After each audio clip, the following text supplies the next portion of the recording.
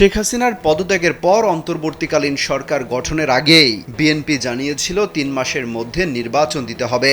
আবারও নির্বাচন আয়োজনের জন্য তাগাদা দিয়েছেন বিএনপির মহাসচিব মির্জা ফখরুল ইসলাম আলমগীর।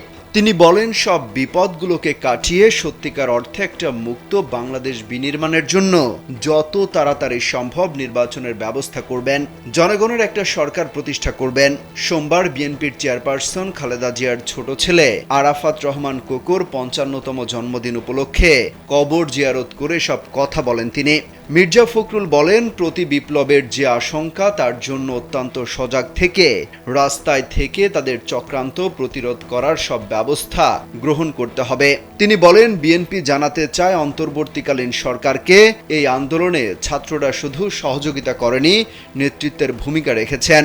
রাজনৈতিক দলগুলো গত ১৫ বছরে ত্যাগ স্বীকার করেছে, অসংখ্য নেতাকর্মী প্রাণ দিয়েছে। এই আন্দোলনে বিএনপির ভূমিকা ছিল অত্যন্ত গৌরবান্বিত।